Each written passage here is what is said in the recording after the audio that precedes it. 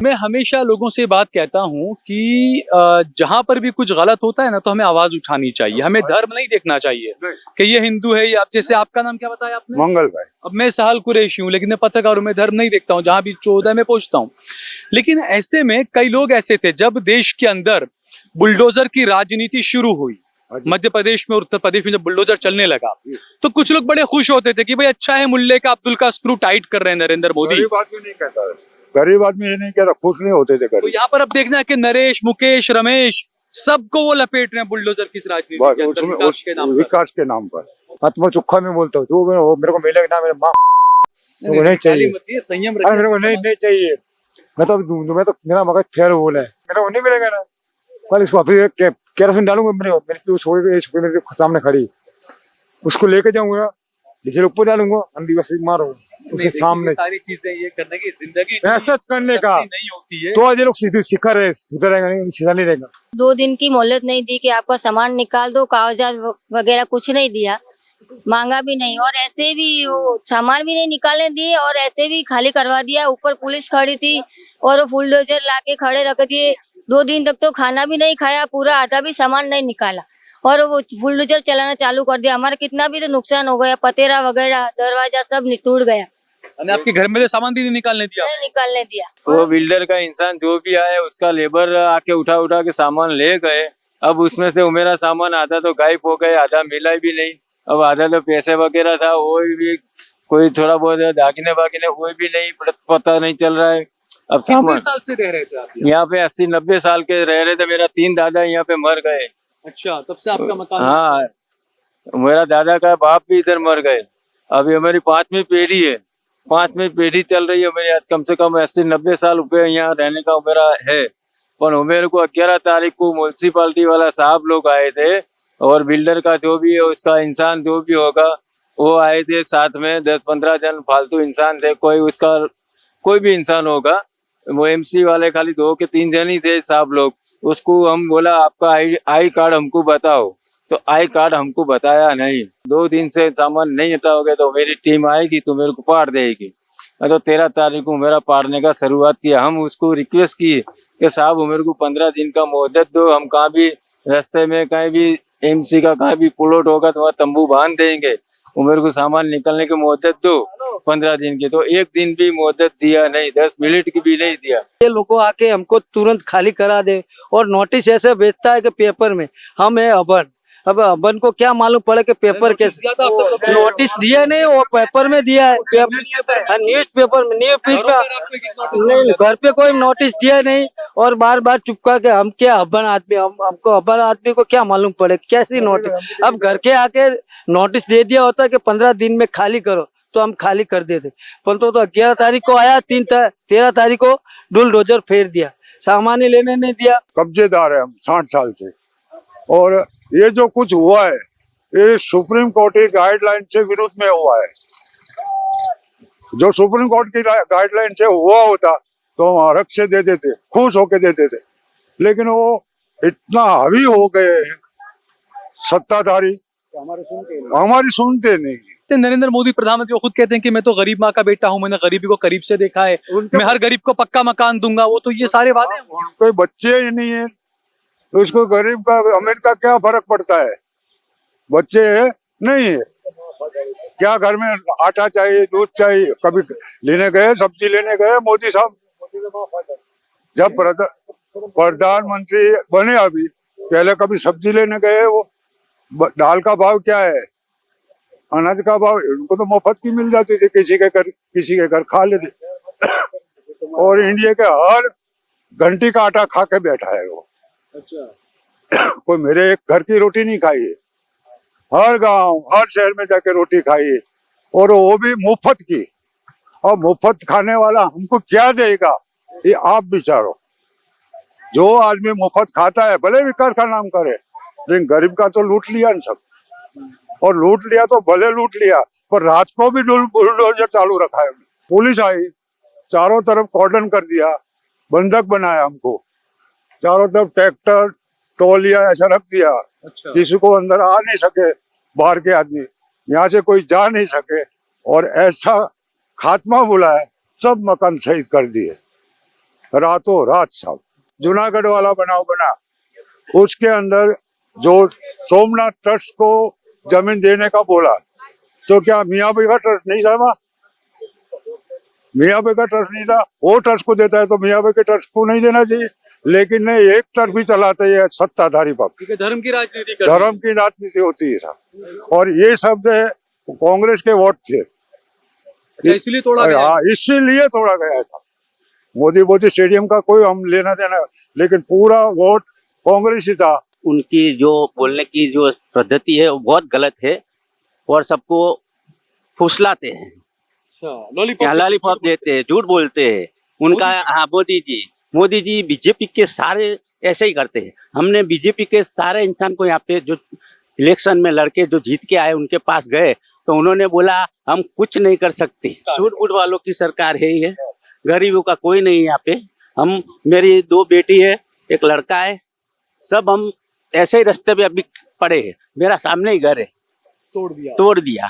कुछ भी हो जाए, सुप्रीम ऑर्डर करे, कोई भी ऑर्डर करे, वो सत्ता हावी हो गए। ये मोदी सरकार कोई कंट्रोल नहीं कर सकती यहाँ का ऑफिसर के लिए। सरकार की ग्रांट, बिल्डर का पैसा, उनका ढगले के नीचे सब आ गए हैं और ये भ्रष्टाचारी हो गए सब। वो मकान मेरे लड़के का था, वो बाहर काम कर रहा है, नौकरी कर रहा है और वो हाजिर में भी नहीं था।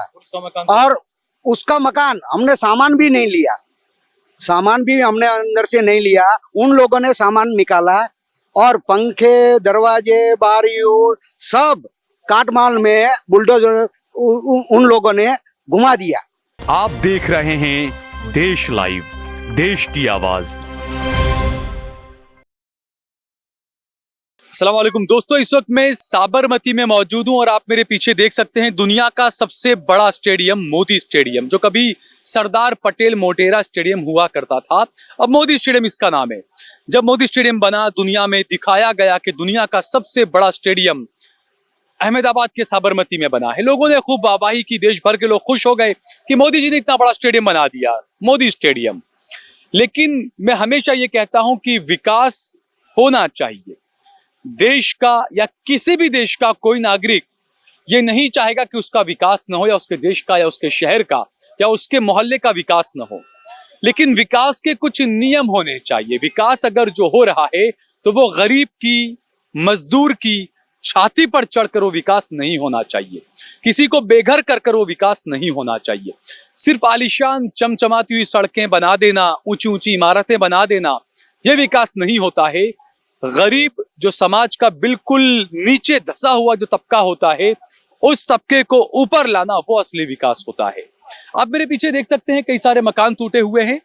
गांधी वास इस इलाके का नाम है। साबरमती जो मोटेरा स्टेडियम है, नरेंद्र मोदी स्टेडियम, उसके बिल्कुल करीब ये है। और ये सभी को पता है कि मोदी स्टेडियम नरेंद्र मोदी का ड्रीम प्रोजेक्ट है। यहाँ पर काफी सारी चीजें बनानी है, तमाम चीजें विकास के नाम पर। इस इलाके के अंदर पिछले 70-80 साल से जो लोग रह रहे थे, उनके घरों पर बुलडोजर चलाया गया। तकरीबन 300 मकान थे यहाँ पर। 300 में से तकरीबन 250 मकान वालों से बिल्डर और सरकार की बातचीत हुई। उन लोगों ने डॉक्यूमेंट जमा करवाए और उनको मकान देने के नाम पर यह कहा गया कि आप यहाँ से मकान खाली करिए, हम आपको यहाँ पर ऊंची इमारतें बनाएंगे और उसमें आपको मकान दे देंगे। 250 लोग यहाँ से सरकार की बात से सहमत होकर चले गए। तकरीबन 50, 70, 60 मकान कुछ और भी थे जिनके पास में कुछ डॉक्यूमेंट्स नहीं थे या डॉक्यूमेंट्स में कमी थी। इन लोगों का आरोप है कि अचानक बुलडोजर आता है, इन्हें अपने घरों में से सामान निकालने का वक्त भी नहीं दिया जाता है। इनके सामान इनके घरों में थे, ये लोग सब अपने घरों में थे और बुलडोजर चलाना शुरू कर दिया गया।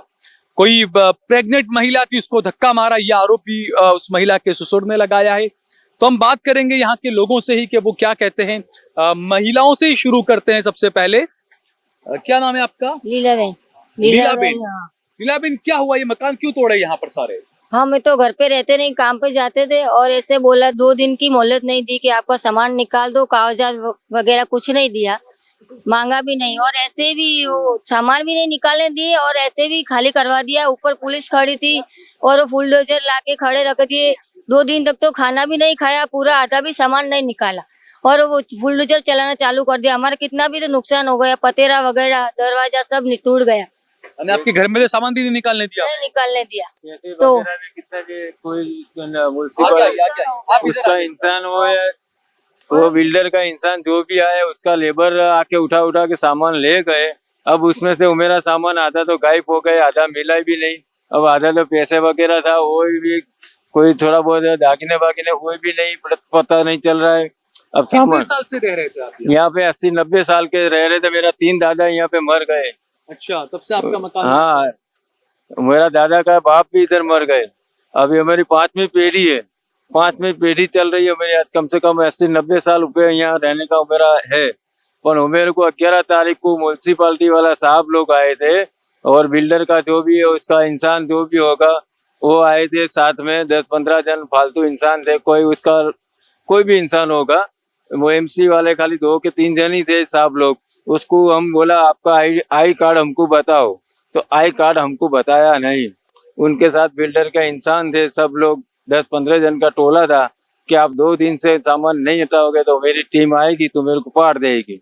तो 13 तारीख को मेरा पाड़ने का शुरुआत किया। हम उसको रिक्वेस्ट की कि साहब मेरे को 15 दिन का मोहलत दो, हम कहाँ भी रास्ते में कहीं भी एमसी का कहीं भी पुलोट होगा तो वहाँ तंबू बांध देंगे। वो मेरे को सामान निकलने की मोहलत दो 15 दिन की। तो 1 दिन भी मोहलत दिया नहीं, 10 मिनट की भी नहीं दिया।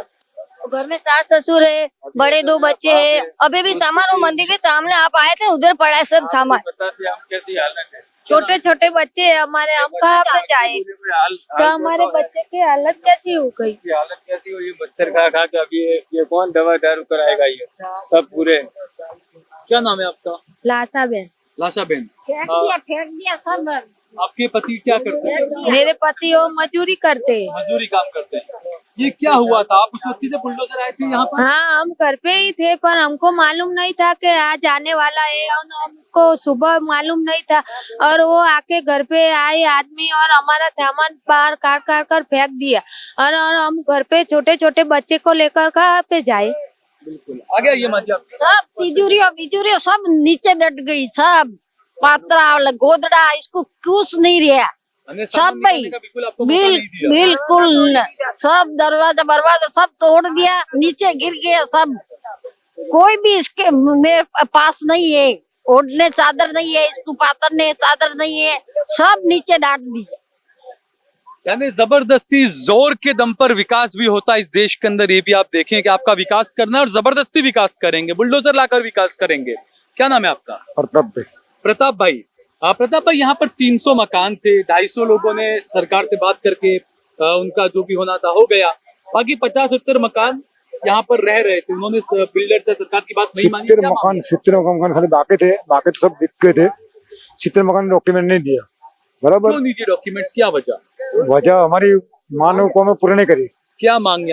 यानी हमारी जो मांग थी वो पूरी नहीं करी। वो क्या बोलते मांग थी आप? हमारी मांग 2 मकान की मांग थी, 2 मकान था, 2 मकान मांगेंगे। अब हमारे 2 मकान तो 1 मकान थोड़ी लेंगे हम।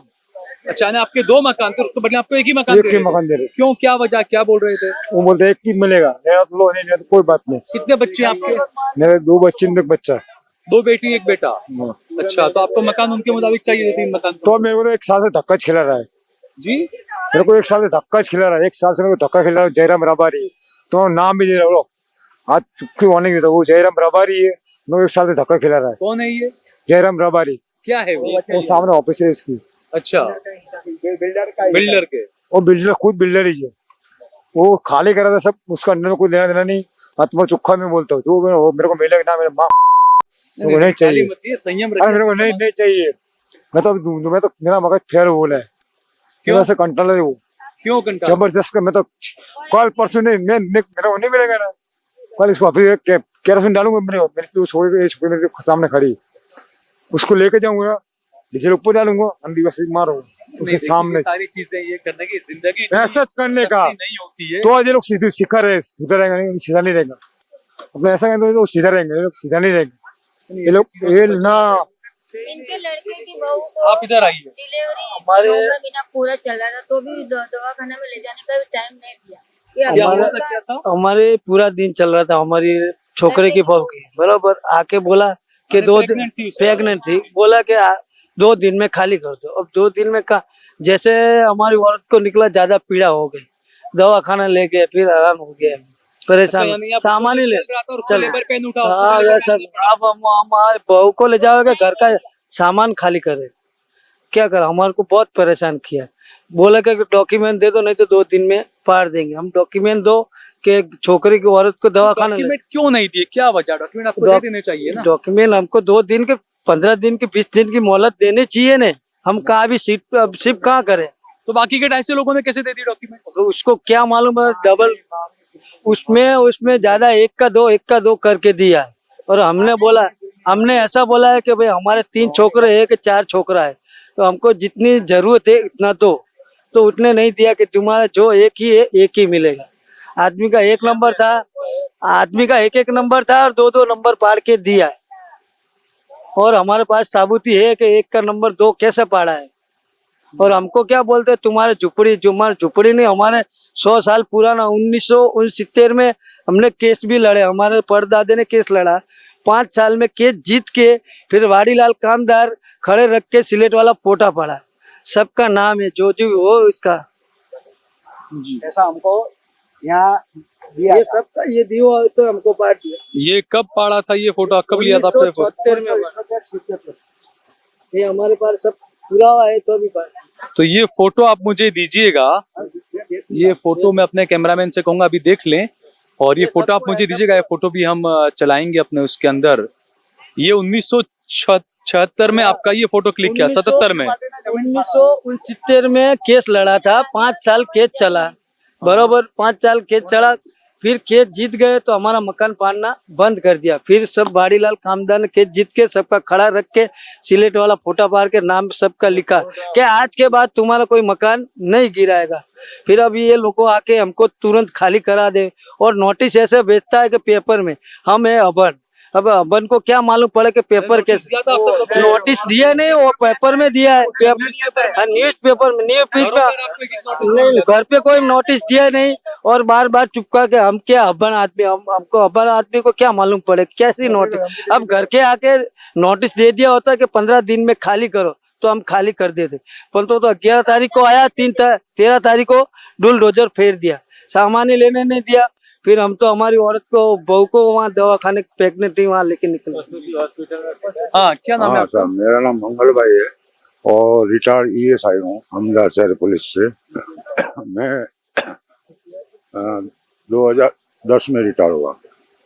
मैं भर्ती भी यहाँ से ऑर्डर से हुआ था, 76 में मैं भर्ती हुआ, 33 साल की सर्विस किया, उसके बाद फिर रिटायर हुआ, यहाँ रहता है। मेरी ग्रेजुटी, एडवांस पेंशन, PF, रजा पगार सब पैसे मैंने घर में लगा दिया।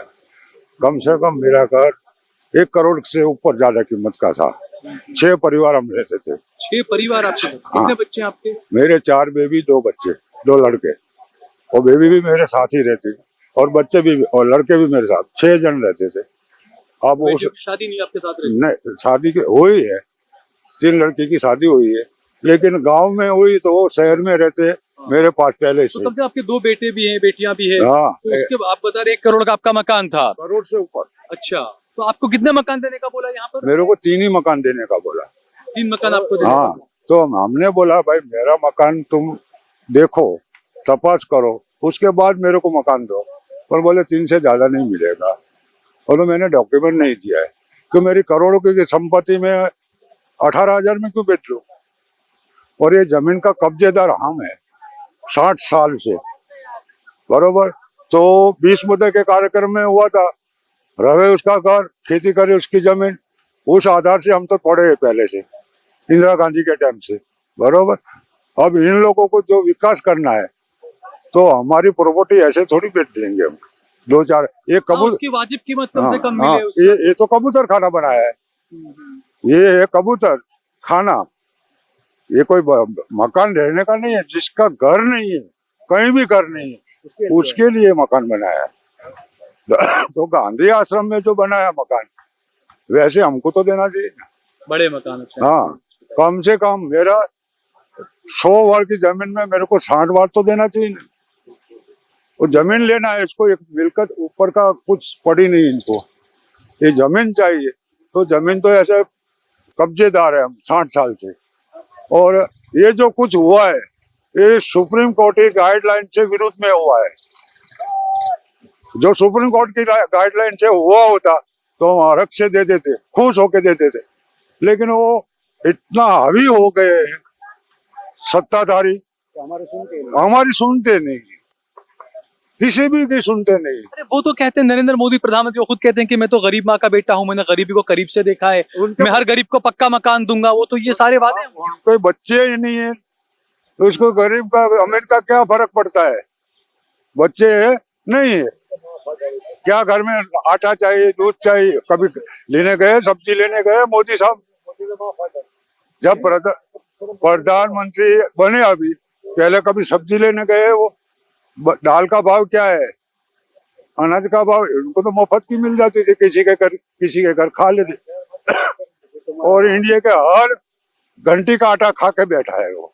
अच्छा। कोई मेरे एक घर की रोटी नहीं खाई है, हर गांव हर शहर में जाके रोटी खाई है, और वो भी मुफ्त की।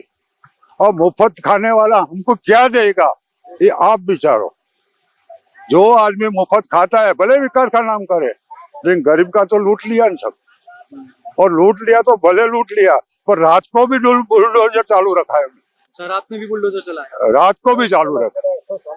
और यहाँ तो लाइटें बंद कर दी, बुलडोजर की लाइट और दूसरे वाहन की लाइट लगा लगा के मकान फाड़े। आप कहाँ गए थे फिर सब लोग? हम चुपचाप खड़े रहे सब। तो 500 लोग पुलिस बोले। इसमें साहब ऐसा हुआ कि पुलिस आई, चारों तरफ कॉर्डन कर दिया, बंधक बनाया हमको, चारों तरफ ट्रैक्टर टोलिया ऐसा रख दिया। अच्छा। किसी को अंदर आ नहीं सके, बाहर के आदमी यहाँ से कोई जा नहीं सके, और ऐसा खात्मा बुलाया, सब मकान शहीद कर दिए रातों रात साहब।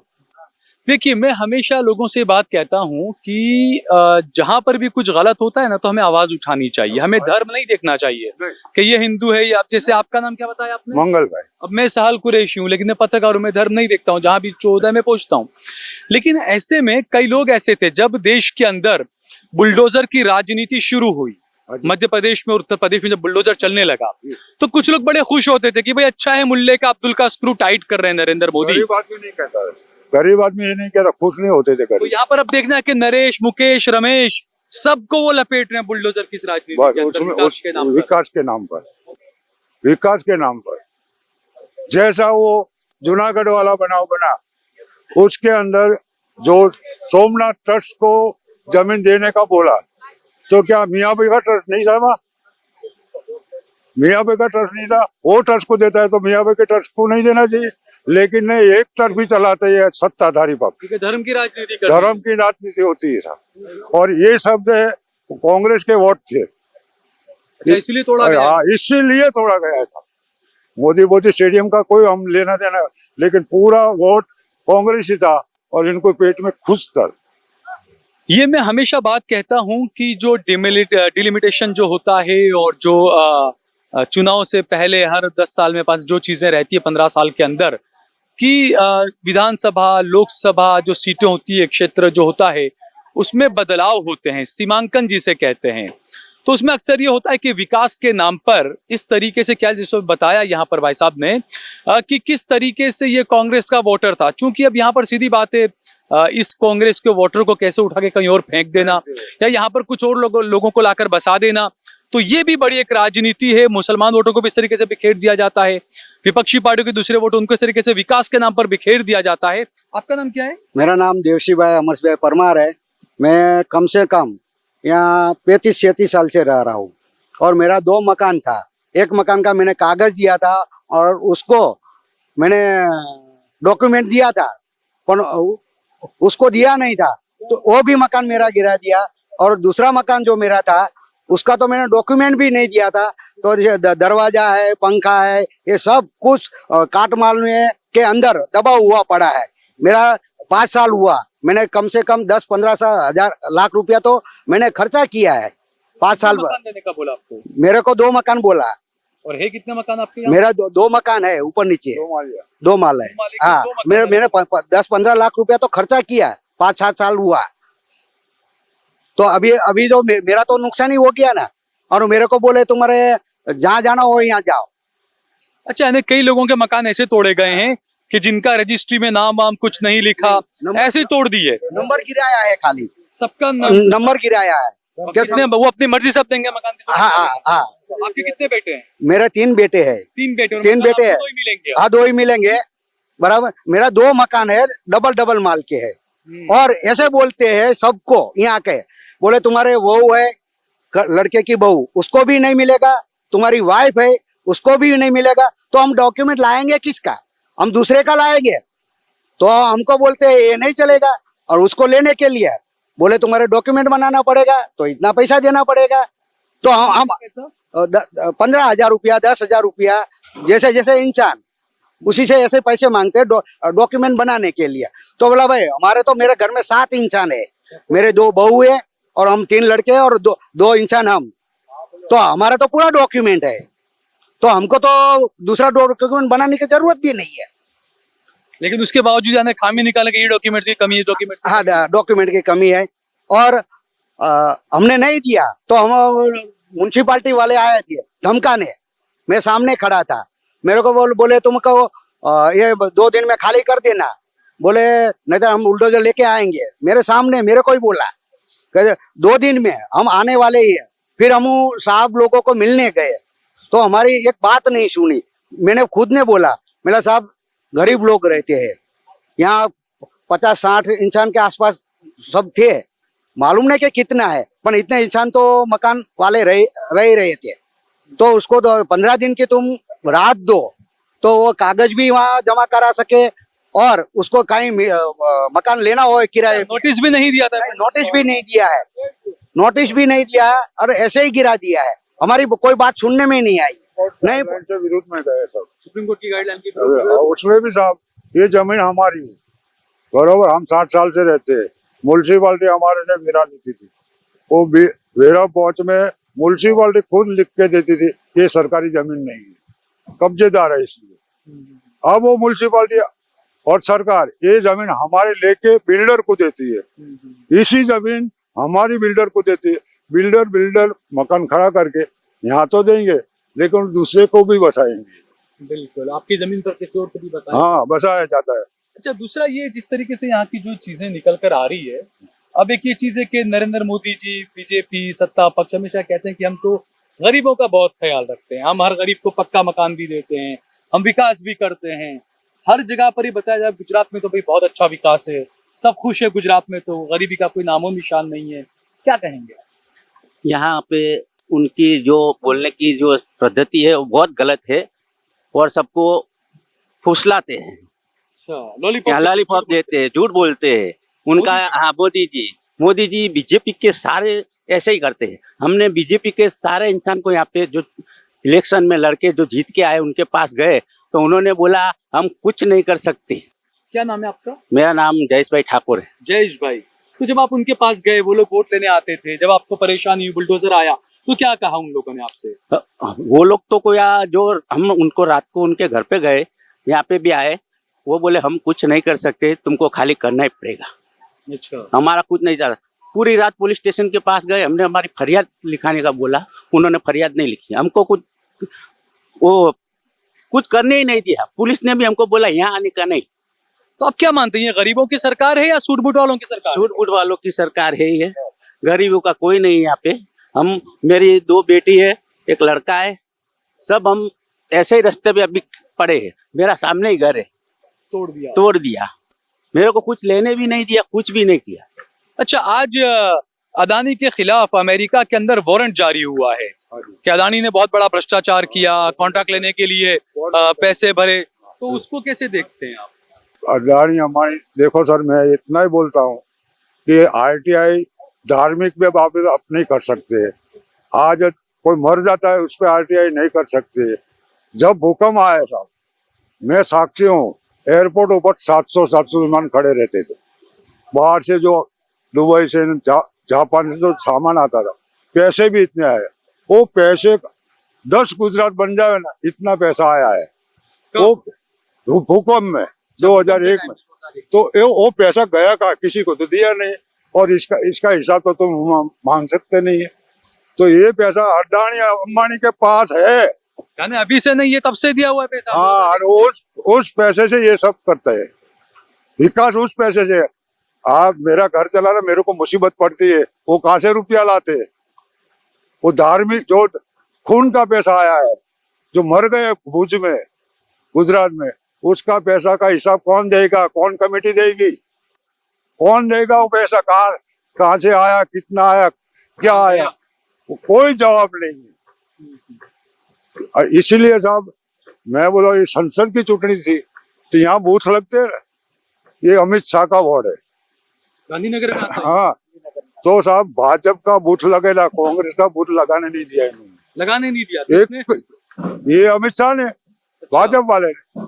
कांग्रेस का एक भी बूथ बताना मेरे को चुनाव के हिसाब से, कांग्रेस का बूथ नहीं लगा।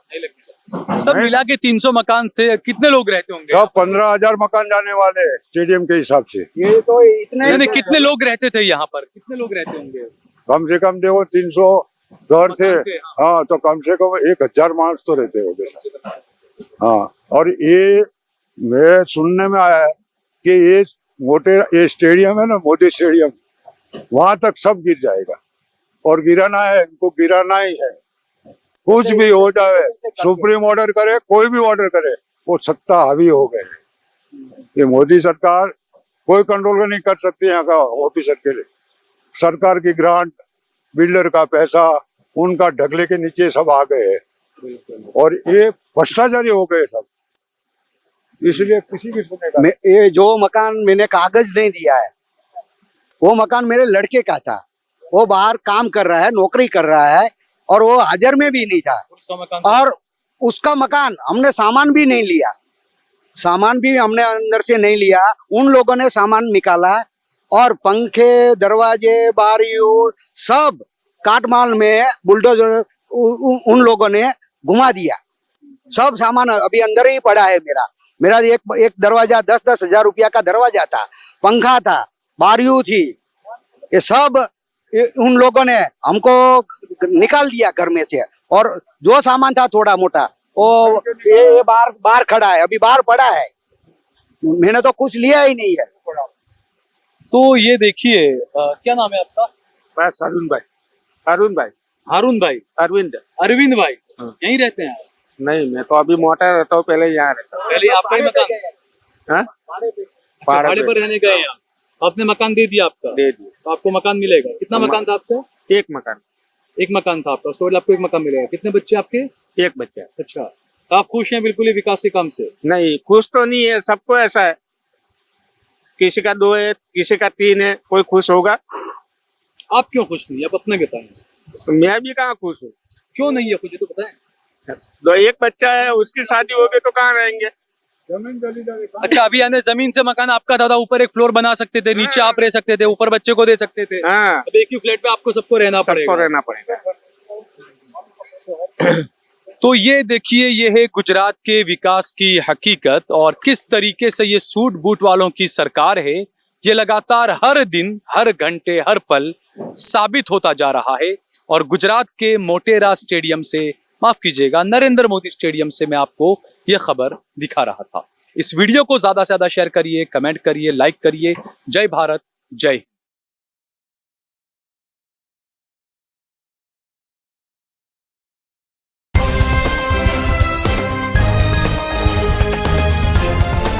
देश और दुनिया की तमाम छोटी और बड़ी खबरों के लिए हमारे चैनल को सब्सक्राइब करना न भूलें और बेल का बटन जरूर दबाएं।